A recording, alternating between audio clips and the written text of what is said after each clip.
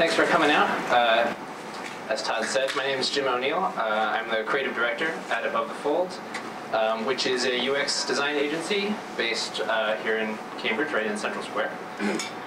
We basically help software companies improve the design and the user experience of their products. Cool. That's me on Twitter, in case you want to say hi that way. So today I want to talk to you all about the way that we make things on the web. At Above the Fold, we work with all kinds of different clients. Sometimes we're our own clients, and there are certain things that we get used to hearing a lot from stakeholders. So here's our stakeholder, and when he's trying to articulate what he wants, I'm sure you know as well as I do the words that tend to complete this sentence. Simple is one of them that we hear a lot. Clean is another common one. And then there's intuitive. This one we cannot go a full project without hearing. Heck, we even put it as the first word on our company website because it's so much what people want right there. So what does intuitive mean when it comes to software design? It gets thrown around so much, we kind of go numb to it, I think. But there's actually a really neat idea embedded in what this word is all about.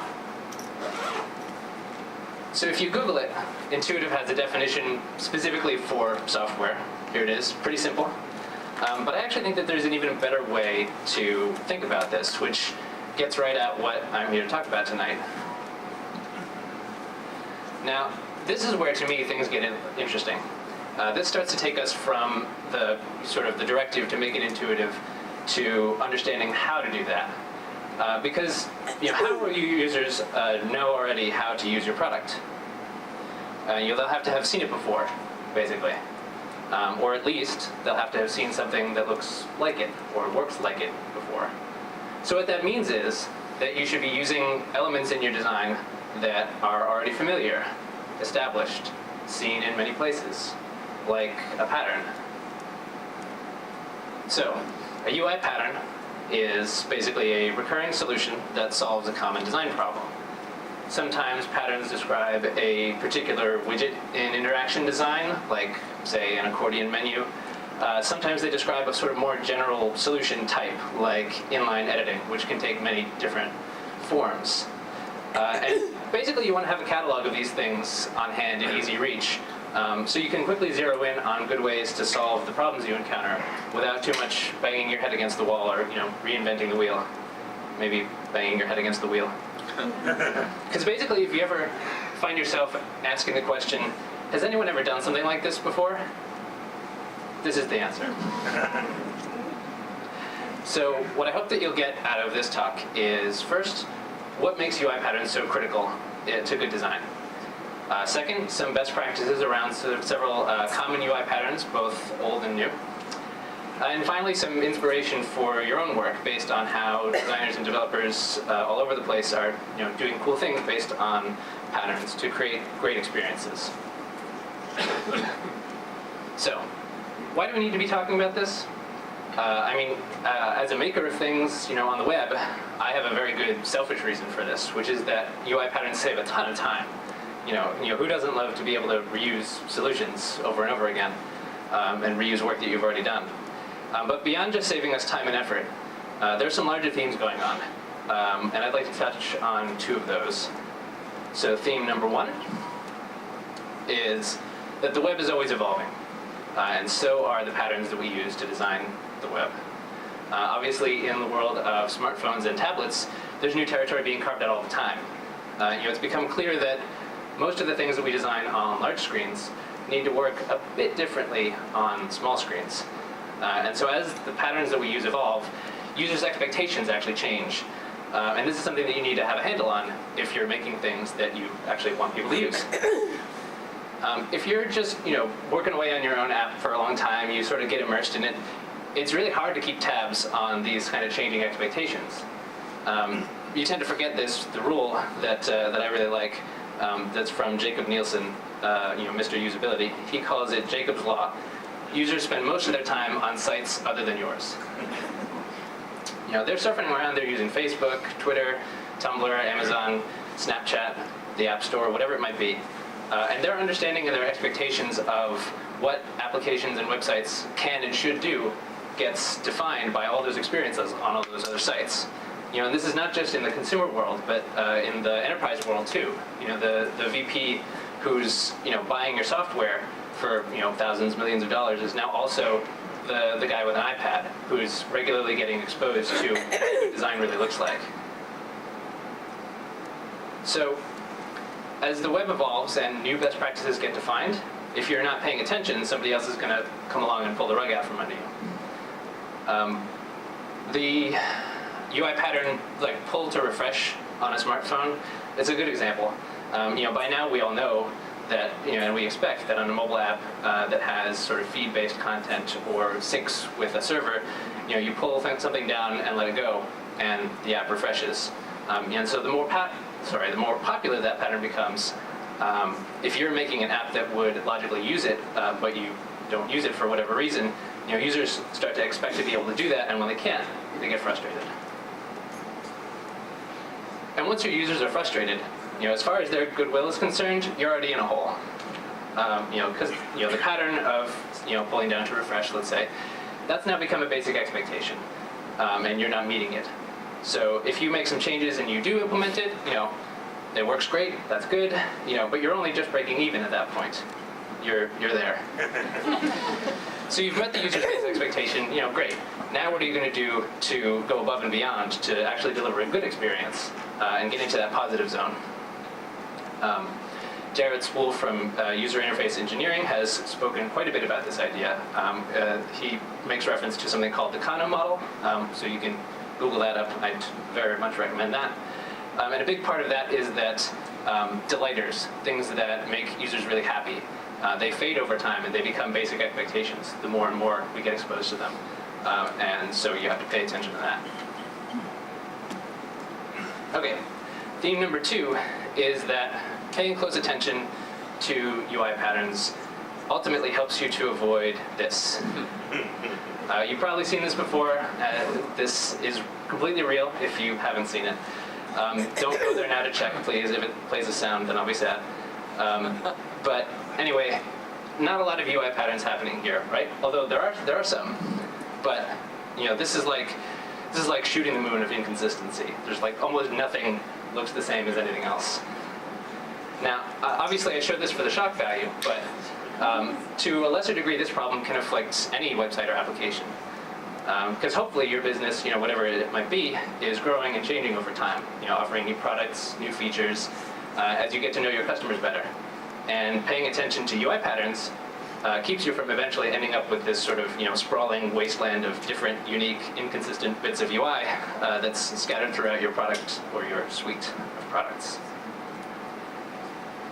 And it's not that we're trying to be inconsistent, right? We are trying, or that we don't even think about it. It just sort of happens. As a designer or as a developer, often you really just want to focus on the one problem that you're solving and solve that in the right way for this particular use case. And you don't necessarily realize how many headaches it causes to have like 4 different versions of the same exact widget scattered throughout your entire product. So when your design process is sort of organic and sort of grows and changes over time, or if you're not paying close attention and documenting the patterns that you use, it's really easy to fall into this trap. We've definitely experienced this at Above the Fold, especially when we work on long-term projects. You probably know the term scope creep. This is pattern creep. Sometimes you have to stand back from what you've been working on and look at the big picture, start to collect all your patterns in one place in order to sort of confront that pattern creep and understand how deeply that it affects your design. When you do get some practice at this, though, and you get a process in place for documenting those patterns, it becomes much, much easier to not reinvent the wheel, and you start to be able to use your energy for solving better, harder problems instead of these little ones.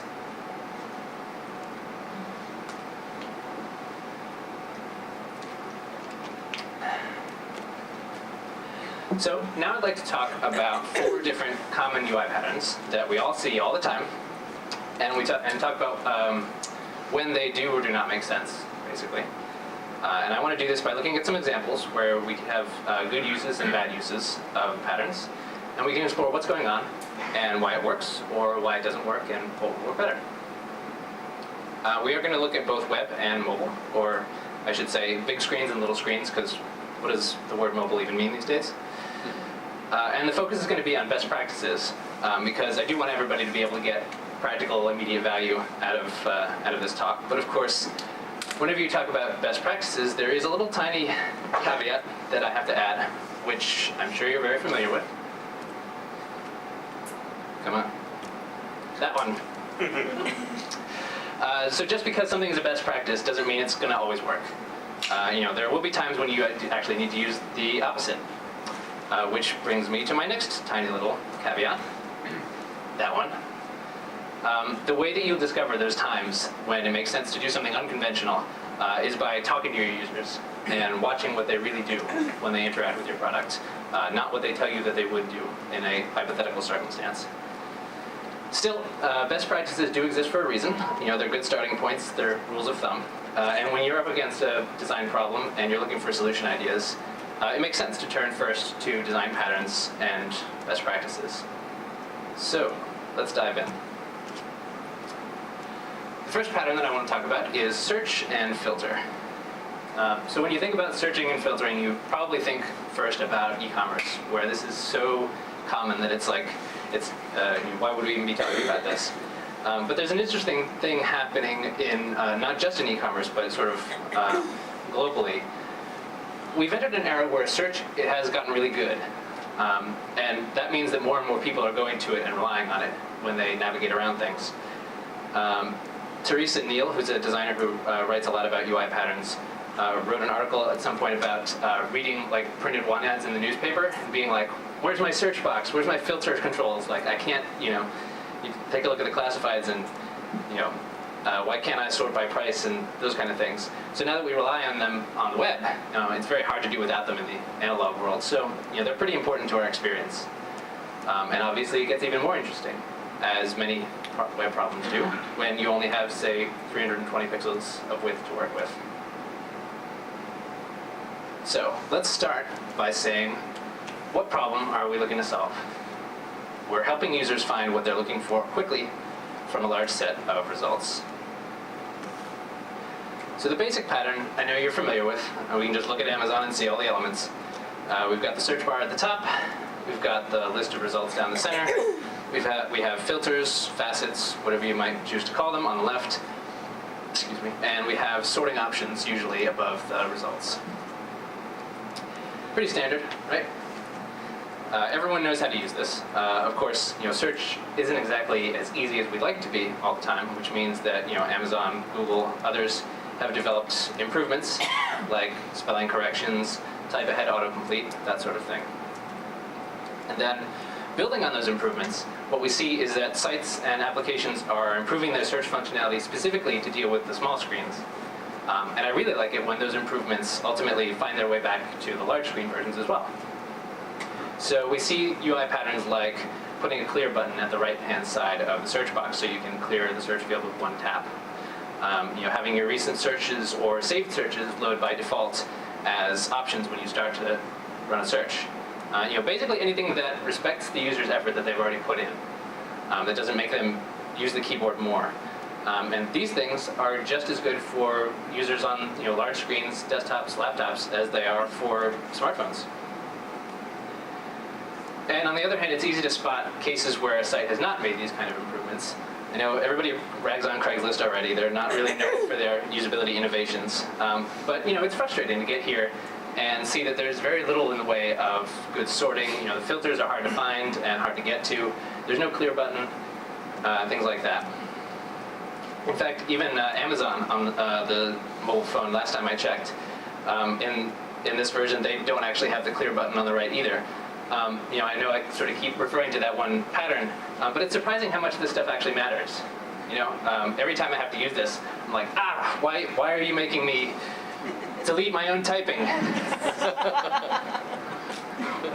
And this is what I'm talking about, right? When I said the Kano model earlier, the clear button is now a base expectation. And this is not exactly a huge deal. But it is pretty annoying.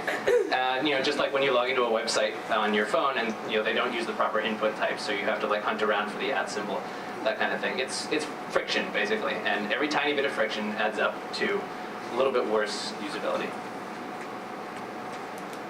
However, I now want to talk about some good things, which are coming in this case from folks like Etsy.com.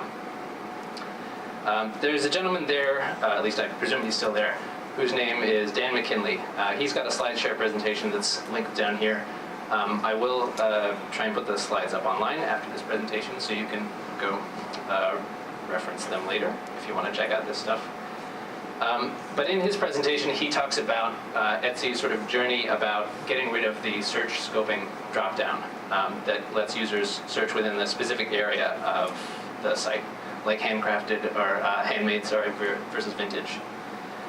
They made a number of small improvements, and ultimately ended up replacing that dropdown. And those improvements take interesting and different forms between their large screen version, their smartphone web version, and the iPhone app. On the large screen web, they build the scoping right into the autocomplete results up here, which I think is really elegant and seems very useful, right off the bat. On the mobile web, they skip the scoping in the autocomplete, but they make reference to it in the search placeholder text. And then in their mobile app, they put the categories into the search interface in a completely different way. They have no autocomplete at all, and it's sort of a different and more granular way of looking at the same thing. Now, I'm sure that they've done quite a bit of testing to figure out, what pattern best serves the audience for each different device type and experience. And in general, all these variations are good patterns to consider and replicate where searching and filtering is concerned. So those are some clever ways of allowing users to scope or filter their search and save them some effort. Meanwhile, here's the slightly more expected version of filtering on a phone, which was how the Dropbox smartphone app handled it up through their iOS 7 update. We've just got 3 filter options up here, all files and folders, and you can bet they did some testing to ensure that those 3 are the most useful options to people when they're going to use this. And they persist throughout the search UI so that, because they don't take up that much space. Interestingly, they now don't show filters at all. And I think it's mostly because, just like Google, their search has now gotten good enough that they've decided that people don't actually need to filter. That's just my assumption. I also want to give sort of an honorable mention to iStock Photo, which had what I thought was a great pattern for filtering searches, and I'm sad that it's no longer live. We saw that Etsy got rid of their search scoping dropdown because their users were ignoring it, basically. iStock Photo integrated their scoping dropdown here into the search bar in kind of a neat visual way, which I like for 2 reasons. First, because I think that having this dropdown there at all makes a lot of sense for iStock Photo's users, where it wouldn't necessarily make sense for folks who are using Etsy. When I go to iStock, I know what I'm looking for. I know the kind of thing I'm looking for. I have a definite idea whether I want it to be illustration, photo, or video, etc. Whereas on Etsy, like with most searching, I usually don't care what category the thing that I want shows up in. I just want to see everything that's there. And the second reason that I like this pattern is that the order that you see the fields matches the user's mental model when they're approaching their search. I come here and the first thing I'm thinking about is my search keyword, so I want to get that out right away, and that's what I get to type first. And then before my eyes get to the search button, I see the scoping drop-down, which reminds me that I probably do want to scope my search. So definitely there are cases where this sort of scoping makes sense. Okay, so to round up, best practices in searching and filtering. You want to respect the user's effort, regardless of platform or the screen size. You want to use autocomplete, auto-suggest, things like related technology like that, wherever you possibly can. You want to match your sort and filter options to the mental model that your users come to you with. And this one seems kind of obvious. You want to minimize the number of input fields, and make good use of your platform-specific controls.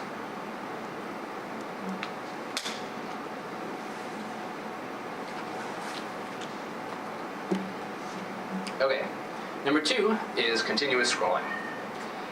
This pattern has gotten a lot of press and more than a little controversy, I would say. We've seen a bunch of apps within the last couple of years make use of continuous scrolling, where you can scroll through the content forever and never hit the bottom. The obvious examples of this are Facebook's newsfeed and the Twitter stream. And I remember at some point pretty recently, Apple made some minor waves when they released an update for iBooks that actually allowed you to turn on continuous scrolling instead of paging back and forth. And the opposite of continuous scrolling is, of course, pagination, which is how we all used to expect to consume long lists of results. Some people love continuous scrolling, some people hate it, but the point I want to make is that there are situations where it works well, and there are situations when it doesn't. And when you choose to use it, there are certainly things, certain things that you should generally include and others that you should generally avoid. Okay, starting again with what problems are we solving? We're showing a subset of results, so we don't have to load everything all at once, performance being a big factor. And we are keeping users engaged in the content without the distractions of having to navigate around. Again, let's break down the elements of the pattern. There's the content, the stuff. There's the scroll bar along the right. There's navigation, usually across the top, which sometimes is fixed. There's the footer below, often, but not always. And there's often this sort of space where you see there's an indication that more stuff is loading before it has actually gotten there. So we just saw with Twitter that the continuous scrolling just kind of auto-loads, keeps going and going and going forever. Facebook does the same thing now, which is why I'm actually glad that I took this screenshot before their update. Previously, on their initial load of the homepage for your newsfeed, they did not actually auto-load more content beyond a certain point unless you asked for it. I actually think that this is, by and large, the way to go. They have this More Stories link that you click to actually request going into the sort of continuous scrolling mode, which I think is nicer because, who's to say that I don't actually want to click on some of these links in the footer? And that's where I actually want, before I sort of click into my newsfeed. By contrast, here's another example. This is a forum at a site called concrete5.org. Here there's a nice big footer here with all these kind of things that I might want to click on.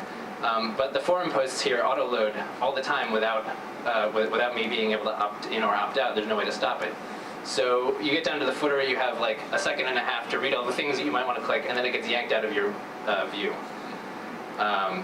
So another thing that would be nice here is that if the top bar persisted as you scroll down, if you're going to do that, then you have access to all the navigation at once. Not mandatory, but generally a good idea. Amazon does this, I think, a nice way as well. They have a see more results link at a certain point, which again, it leaves the user in control of when they want to load more stuff. But it is much easier to navigate quickly than your sort of traditional page 1, page 2, page 3 pagination. There we go. In iBooks, of course, a nice feature is that continuous scrolling is a discrete mode that you can turn on and off as you wish. And much like Twitter, this seems to be an instance where continuous scrolling really shines. When you want to really be immersed in the content for long periods of time without any distractions. They've made sure to persist all the navigation that you need all the time so that you can access it as you scroll. And because they actually load the content all at once, you can get away with this if you're an app, probably more than if you're a website.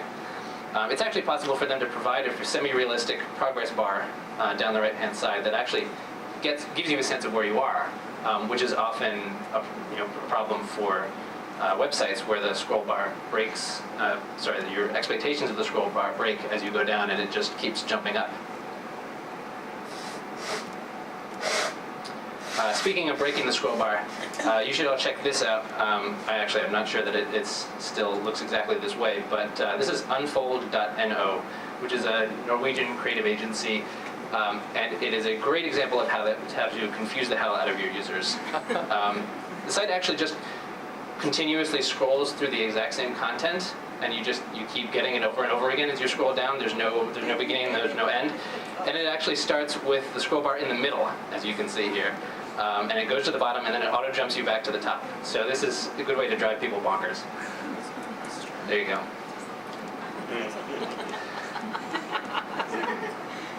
All right, so thus far, we've seen some good and bad examples from the user's perspective. I do want to share one note from a business perspective. I mentioned that Etsy SlideShare before. One of the other things in that presentation is they say that they actually added continuous scrolling into the search results for a while, since it seemed like the cool thing to do. Everybody was doing it. And then they found when they looked at their metrics that it did absolutely nothing beneficial as far as clicks are concerned. Clicking on results and purchasing items, actually everybody looked at fewer items in their results with continuous scrolling. So they got rid of it. Did they have any hypotheses? Not that they mentioned. I think it was just, I think that it was not what people expected in that kind of interface. So I think it could be if people keep thinking that there's more, they feel like they have to keep looking because, there might be something better down below. Whereas if you just let them look at what's there, they might pick something. Yeah. Sort of the principle that the more options you give somebody, the harder it is for them to make a choice. Analysis, paralysis, decision analysis. Exactly. Analysis paralysis. All right, so the pros here, to round up, you get continuous immersion in the content, you get no distractions, and it's easy to keep reading. But the cons, it's easy to lose yourself, scroll bar expectations get broken a lot, back button expectations get broken a lot, no access to the footer a lot of the time, and as we just mentioned, there's no sort of psychological sense of closure. I'm done. I've read it all. I read the entire internet. So best practices on this, it's good for long-form browsing, not so great for completing specific tasks. I would say use a show more link, always when you have a footer that you want people to actually get to, and usually even when you don't. You always want to provide feedback that shows that you're loading things. You don't want to break the back button, and if you can, set expectations about how much content total there is.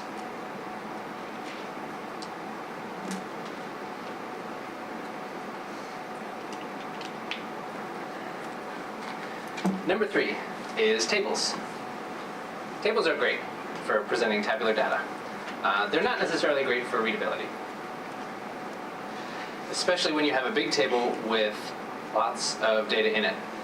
You want to take certain measures to make sure that it's readable and usable, and even more especially when you're dealing with small screens, that's where things get really tricky, as I'm sure everyone here has probably encountered.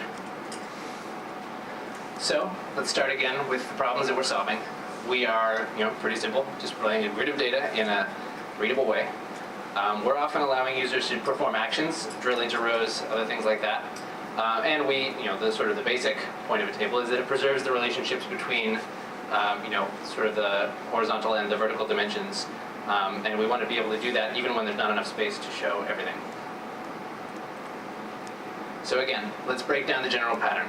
You've got the overall table. You've got header rows a lot of the time. You have optional actions that may show up on the right hand or the left hand edge or anywhere in between. Often you have sort buttons or links. And as I mentioned, you have this sort of grid relationship that you want to preserve where you can read down and over and find what you're looking for at that intersection. So there's all kinds of things when you're designing tables that we can do, all kinds of patterns we can take advantage of that keep them usable. And these are just a sampling of the list, and I'm not going to talk about all of these ones, but I want to sort of mention them briefly at least.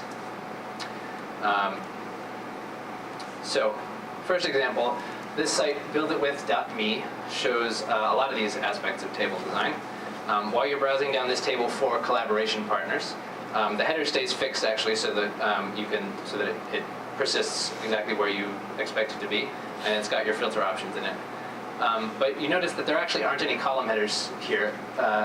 They've decided that the table is simple enough that and self-explanatory enough that they can get away without them. They have also made the decision to that users don't actually need to sort by any specific column. They just have this one sort down here, so it sort of simplifies the general usability aspect. I'm going to return to this data tables plugin example so that we can talk briefly about zebra striping. This is the alternating background colors of rows. Lots of people wonder whether zebra striping is a good idea or a bad idea for readability, and from everything that I've gone into and read, opinion is basically divided. There's no clear winner emerging. The best data that I read about, which is a study that got published on a list apart, indicate that there's basically no significant difference in the actual readability and time to complete tasks, whether that's clicking an action or just getting through the reading, between zebra striping on the one hand or just providing a thin horizontal line between table rows. However, there is what I would call an affective difference, which is that people tend to aesthetically prefer zebra striping, particularly when it's nice and subtle, just sort of a light gray on the stripes. And that makes people perceive a zebra stripe table as more friendly, which sort of does actually decrease, if it not actually measurably decreasing the time to complete tasks, it makes them feel better about completing those tasks. So, it's up to you, but generally speaking, I would say zebra striping gets a thumbs up. There is one instance where I would steer clear, which is that if you have, in your interaction design, if you have things that light up in other colors to show that they're successful or a warning or something like that, if you have red and green stripes or yellow stripes, anything like that that appear in your table, probably not a great idea to overload with too many colors. When we talk about selecting or performing actions on rows, you can't get more straightforward than Gmail's checkbox model. So many people use this at this point that it's pretty standard. I'm not going to spend too much time on that. I do, on the other hand, want to use Dropbox and pick on them a little bit as a bad example. You can try to mimic some more desktop-based conventions for selecting table rows, but you do have to be careful, because Dropbox.com wants so badly to be like the folders on my desktop that it doesn't give me any checkboxes or anything for selecting multiple rows. It took me a while to actually figure out that I could do that, and how you do that is you use the Shift key or the Control key to select multiple things, which is how I could do it on my desktop, but it sort of breaks my expectation because you can't do the other half of what I can do on the desktop, which is to drag a marquee around things and select them all at once. That's a giant flaw. The other big problem here is that I actually have to click on this middle area where there's no content in order to select the row, because if I click on the name or on the folder icon, then I actually drill in. On the desktop, you'd expect to do that with a double click. So in general, they're sort of trying to meet some expectations of desktop, but not meeting others, which is very confusing. Of course, the big problem when we get to tables, as I mentioned earlier, is that on the small screen, they're pretty much impossible. Saying zoomed out makes the text all tiny, that's bad. Zooming in hides half the table, so that's bad. And this table isn't even very wide. So, we need a responsive solution, right? Fortunately, a bunch of smart people have been hard at work coming up with some better options for this. My favorite of these is by a gentleman named David Bushell, who has a CSS solution that actually flips the axis of the table 90 degrees and then allows for horizontal scrolling of all the content to the right, so that this left-hand header row now stays fixed and the rest of it all scrolls. There might be some situations where the 90-degree flipping is not appropriate, but by and large I would say this does a great job of preserving all the content and all the relationships while fitting into a small space. Zerb, a company that's out in California, also have a version of this that's linked down here. Theirs uses a little bit more JavaScript for more robustness, but both are good. The other responsive table solution that I like is by Filament Group, who's here in Boston. Their approach hides columns when the table gets small, but it keeps them available in a nearby menu, here and here and here, so that the user actually has control over which columns that they want to display. I especially like this because that same menu is available on the large screen view as well, because there's no reason not to give the user control over the columns they can see in all versions of the experience. All right. So once again, to round up, zebra striping comes down to aesthetics, but either one is okay. For big tables, if it's acceptably easy to make the header rows stick do that. Don't hide data from small screen users without giving them some way to get it back. The responsive collapsing and access switching that I showed are good ideas. You always need to test them against your own content and see how you do.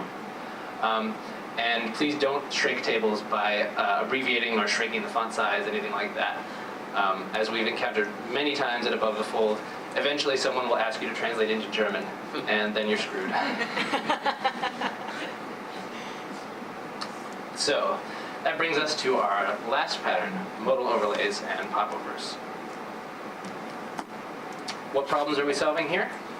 Presenting just-in-time information to the user that doesn't belong in the regular content flow, and we're allowing the user to see contextual info without cluttering the whole interface.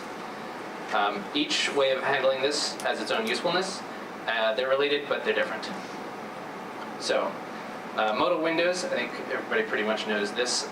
They are the ones that take up a large area. Often they have a darkened overlay behind them that hides the content behind. The word modal means that you can't interact with anything else but that window. So they are very noticeable. They can be very clear.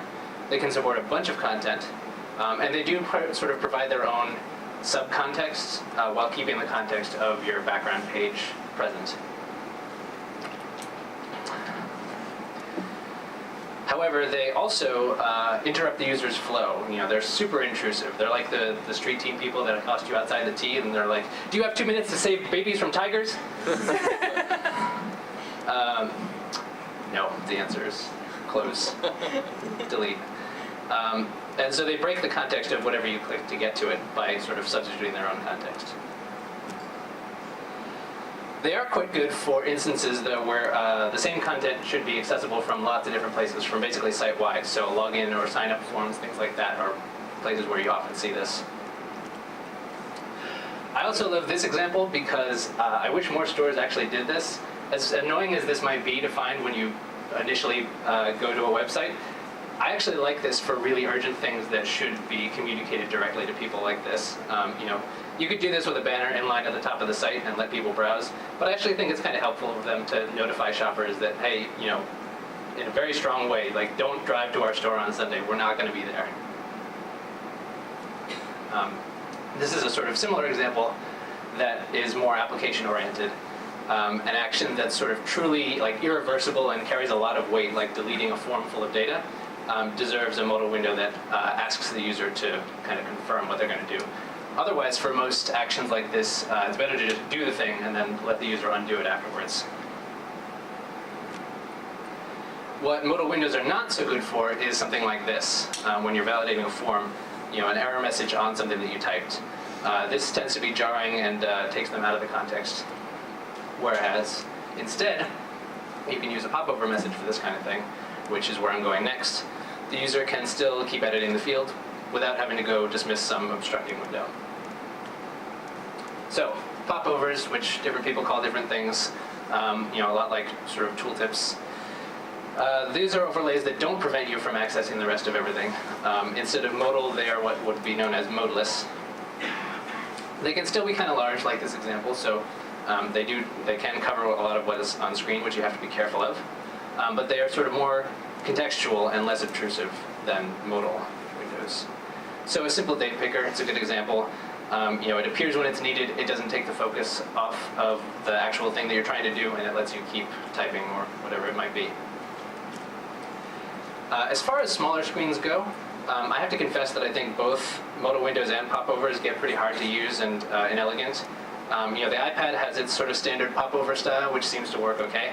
But when you get down to smartphone size, it gets really difficult to make overlays that are big enough to tap, but small enough that, smaller than the actual overall screen size, basically.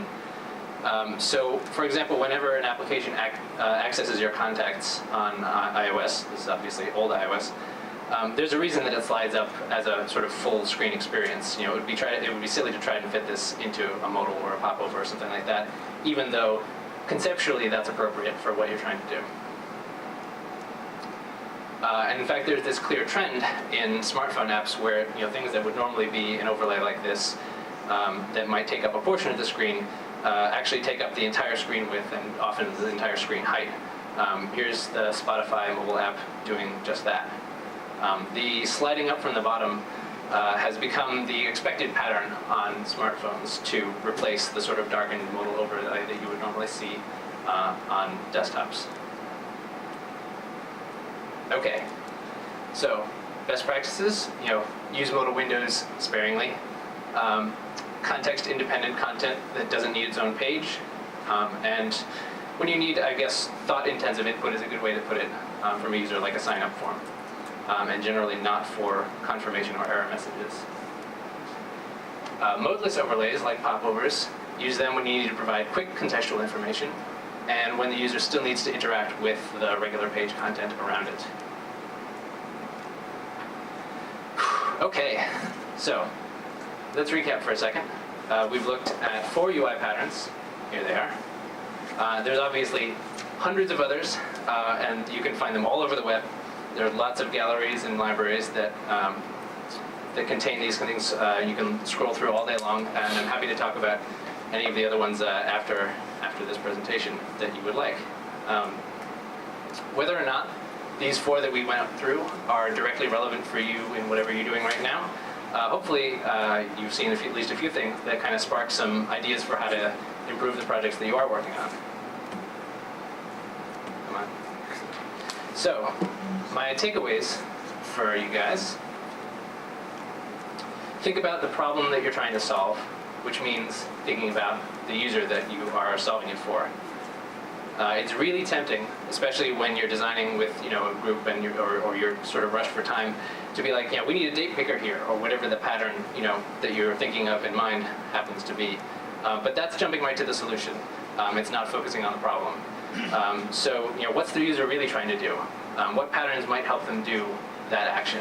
And especially, what can you use to solve the problem that matches what that user has actually seen before? Which brings me right to be interested in how other people have solved similar problems. As I mentioned, there's a ton of resources out there. I have a couple at the end. Use them. Be aware of users' basic expectations. And finally, use UI patterns to help you be consistent, but don't be afraid to push existing patterns farther. Maybe you'll come up with the next pull down to refresh, the next swipe to access a hidden side menu, or whatever it might be, which catches on and spreads all over the entire world. So if you want to learn more about this stuff, there's lots of resources out there on the web. I've listed a few of my favorites here. A couple of standouts. Patternlab.io. PatternLab is an open source project by Brad Frost and Dave Olson, which sets up a quick pattern library for you to use and gives you an easy way to keep track of all the patterns that you're using. I've mentioned sort of documenting several times and keeping track of all that stuff. And this we found is a great way to sort of lightweight way to do that. It's organized according to the principle of atomic design, which I'm a big fan of. So check that out. Patternry.com, further down, is sort of a pattern library / gallery, but they actually package it as a web app as well that you can use to collect and document your own patterns in your organization. And finally, I mentioned at least once before, Teresa Neal is a designer who's done a lot of work about UI patterns. I'm very indebted to her books and articles, so you should check those out. Thank you very much.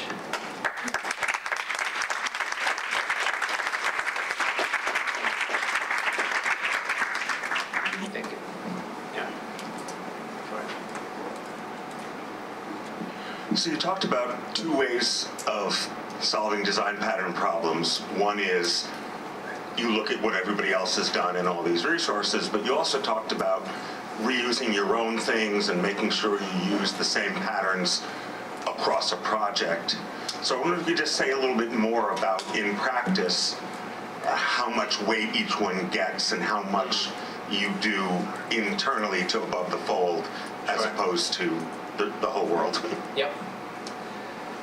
So in practice, almost 100% of the time, the answer comes down to let's use whatever we've got right now and be consistent. and then make a separate mini project for upgrading all of them at once to find some new solution. So as a sort of design process item, it's a matter of, don't be a consistency at all costs, basically, for your existing users, and then let's figure out incrementally what we can do to solve that pattern kind of in real time.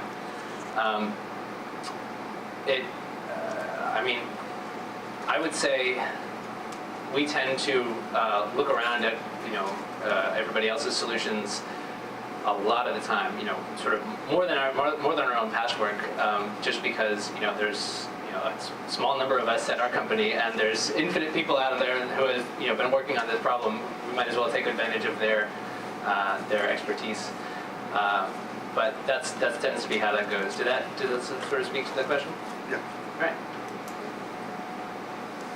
Go back to the resources slide. Yes. Yes, I can. Thanks. How have you dealt with kind of internal pattern libraries, and do you think they're best practices for how you kind of maintain those and keep them up, and kind of organizing principles for how you make that a living document? Do you have them be kind of descriptive of what's out there? Do you have them actually be kind of hard-coded so that they change with patterns, or have you worked with companies and kind of helping them maintain a pattern library as they move forward? Sure.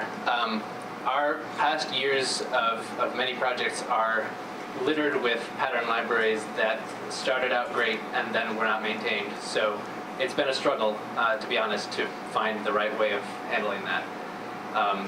When I spoke a little bit about Pattern Lab, that is our current favorite solution du jour of basically allowing the pattern library itself to just reuse the exact same style sheet from the project, and they all stay in sync, and you just sort of, it makes it very easy to incrementally update on the go. I heard some good wisdom from Jeff Gotelf, who wrote the book on Lean UX. His take on this was that you can sort of either do a big concentrated documentation effort at once, sort of at the end of the project or at the end of one phase of the project, or you can do it sort of in dribs and drabs, making sure to do it as you go along. And I guess the best advice I would give there is make sure you know which one you're doing and stick with it. Anybody else? I've got one while I walk up to the front. Okay. What's the most interesting or exciting pattern that's been developed recently? Ooh. I don't know if it's the most interesting necessarily, but the one that I mentioned right at the end, where on smartphones you swipe to the side and you get a menu that is sort of mostly hidden from the normal experience, is one of the more exciting for me because it solves so many good problems that would otherwise be super difficult. So that one's fresh in my mind. Yeah, I don't have to think about that for a few minutes. All right. How careful do you have to be about violating some of these big companies' patents on some of these techniques? Is that ever an issue for you? We haven't had it be a big problem, mostly because I think there's so much out there that is basically open source and that nobody is really, policing in that way. Most of the time, the folks that you would want to use their sort of intellectual property, they're happy with an attribution in the source code or something like that. So that's the extent of our experience with that. Anybody else? As a non-UX designer, came to mind. I have no idea if this is relevant at all, but has anybody been sued for a pattern that has brought something, horrible to happen to someone? That's a great question, and I have no idea. There's the Candy Crush, the Saga guys, who somebody made a game with the Saga at the end, and they tried to sue her. Oh. There's the Flappy Bird guy, Castle. That's... Yeah, I've been hearing a couple of these stories that I'm not actually familiar with directly. There's the Theric 25 problem. Theric 25 story. Can you give her a microphone? Yeah, I was going to say, do you want to explain? If anyone here took CS at MIT, everybody has to take a class to read about systems, and the first system we read about is Theric 25. Theric 25. I'll explain. So if you have cancer and you go in to get radiation dosing, as part of your program, you go into like a room where you would get x-rays and they put you on a table and they have a machine on the top. And the way this machine was, the first generation had hardware locks, the second generation only had software locks. So it was like think of it like a album, like an LP, an old style LP that twirled and it had different segments on it, like a pie, and there were screens, and one was just plain with a little targeting, and there were other screens. So if you had just the plain light for targeting, that's fine, but you have the screen for the different radiation sources. So the UI was such that if you used it quickly and did it in the wrong order, like if you entered stuff and then the user operator realized, oh, I made a mistake, and then they went up and then they changed it, and they clicked enter, sometimes the wrong filter was mismatched with the radiation source. So some people died because like the clear filter was underneath like a radiation source as opposed to the filter that was supposed to be there. This happened, I read the paper in like 96. This happened at least 5-10 years before that. So yeah, it was all horrifying. I still remember it, and I read this in 96. So it's a reminder whenever you write anything that's mission critical to take really good care. And there's this thing called Part 11, FDA Part 11, that all medical software has to comply with. And so there's lots of regulations and rules, and after you read a paper like that, you know why they're there. But that was bad UI and bad UI interaction with the physical device, and people died, and it was very sad. Yeah. I mean, no, that's a great example. One of the I have to say this makes me think of one of the reasons in school that I pursued graphic design originally, not architecture, was that the common wisdom was no one's going to die if I use the wrong color on something. But on the other hand, there are definite Save anybody either. Yeah. Well, so the other instance of this that I can think of is not necessarily as dire always, but accessibility is always a consideration. And thankfully, for the most part, the folks who are really leading, on the cutting edge of developing some of these patterns have taken that into account. So if they're providing you with a code base, it's already got like the ARIA roles, other sort of accessibility considerations built in, and you don't necessarily have to think about it too hard. But you always obviously should sort of make sure to cross those T's and dot the I's. So that's the major case in which I would imagine that you can run into problems with that. So going back to the question of documenting your own patterns, Sure. One of the things I've done, if you're using a software tool like Axure, you can build the pattern as a widget that can be reused. Yeah. It doesn't solve the problem of knowing when to use it, but whenever you use it, it's going to be built from the same core. Yeah. Awesome. Thank you. I'm glad you guys are giving me exercise tonight.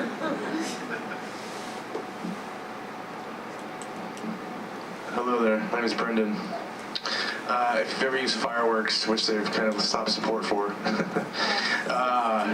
you can actually, I think Evernote's very good for that. I use it for what I do, and I share with other team members, and I just post my files in there and my patterns, and it updates in there because I share in that folder with them, and Evernote seems to be working really well for us. Awesome. We, at Above the Fold, we are Fireworks junkies.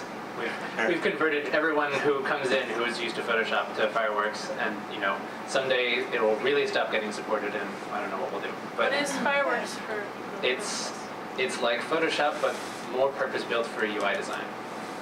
It was a Macromedia product before Adobe bought them, and so yes, and they decided not to actively support it. You should try to get their source code. I imagine that Adobe is pretty protective of their source code, but yes, But if they that's an killed it, excellent idea. they won't care. Yeah. Well, we'll see. There are other tools being developed. We're waiting until one gets sort of mature enough that we can convert all in one go. Anybody else? Yes. Is it gonna be on Yes, slide? the talk will be on SlideShare. So there's the Eventbrite about this event. I'm sure I'll talk to Todd about other resources, but it will be linked somewhere that you can find it relevant to this event. We can post it on BostonCHI.org as well. Fantastic. Yeah, we'll post it on the website and send it out to everyone that registered via Eventbrite, or if you signed up in person at the front desk. Marvelous. Thank you.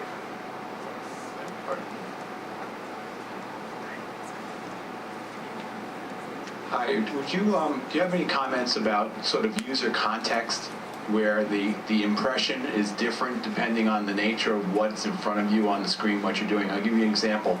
We did a consumer test once with next and back buttons, and it was great for products. It was next toaster, last toaster, everything was fine. Next baseball score, last baseball score. The minute it was music videos, the right arrow was fast forward in people's minds. It's the exact same graphic. Yeah. It's just the context that changed the impression. Yep. So do you run into that a lot? And it would seem that the reuse of some of the patterns would actually hit up against that and sort of cause an obstacle. We don't run into that a ton, but I think there's the reuse of patterns is both a good thing and a bad thing in that way, because, I mean, let's take Bootstrap as an example. It's now super prevalent as a framework for building websites, and I forget what the percentage is that I could that somebody mentioned.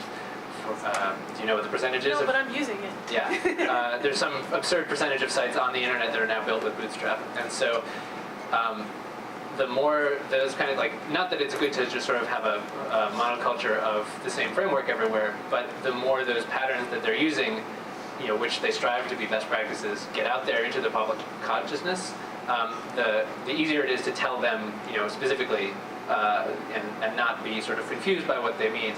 The more they sort of saturate public consciousness. When there's a specific instance where one symbol means two different things that are very noticeable and noticeably different, I can still imagine that being a huge problem. But it's not something that I can really personally speak to. But I can definitely see where that would be problematic. So one of the things in using patterns and having been doing pattern libraries for over 10 years is when to let go of a pattern. And it's really going to be someday I'm going to put a talk together about this, and it really comes down to context. Is a lot of people try to stuff a pattern and use it for everything instead of taking into the context and the task flow. So you really have to recheck it when choosing a pattern.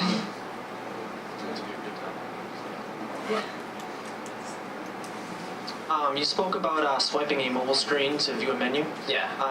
I've noticed on a lot of websites that they'll take that through-lined icon that you'll see on a mobile screen and put it on a desktop screen. Do you have an opinion or any stats on if that's useful on my desktop to convey a menu?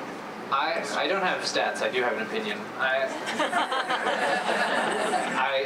So which will obviously only be my sort of personal take. I don't love it, or rather, I don't love it as the only way of displaying that information on a large screen. I can definitely see why it's nice to have the consistency, to have that same icon show up there in the same exact place as you size your screen down. Of course, most users who are not web developers don't sit there and size their browser down when they're using something. They'll see it either one way or the other.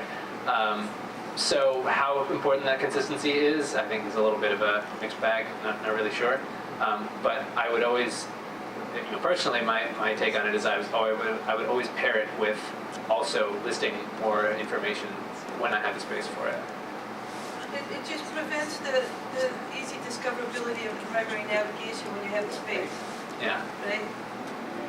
It just pretty much prevents it. the easy discovery of the primary navigation when you have the space, so why do that to your user?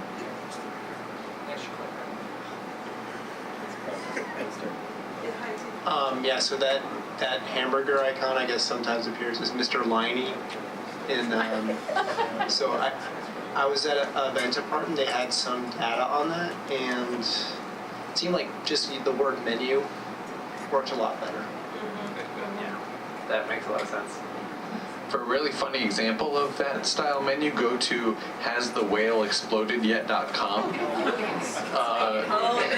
Yeah, and if you click it, it pulls the the content aside, and there's nothing in there. I don't know why they even have it, but it's also a very interesting website. Though whale has not yet exploded, so I know you're all wondering. I would go there right now, except I'm not on the Wi-Fi, so I wouldn't worry. Any other questions or comments or anything?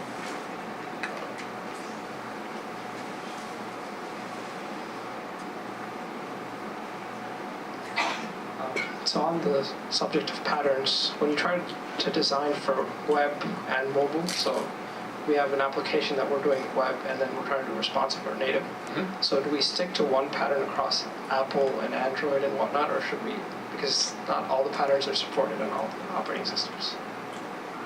My standard answer for that, which I think you'd hear as a standard answer from a lot of folks, would be stick with the same patterns on both devices, except where they get superseded by the native OS patterns. And they might be styled differently, even if it's the same pattern. Yeah. Cool. Well, it looks like that's it for now, although we will have Kai dessert outside so that you can mob Jim afterwards. But thank you very much, Jim. Todd, the dessert is set up over there. Great. Around the corner. Awesome. Cool. So thank you so much, Jim. This was wonderful. Thank you, everyone. Thank you.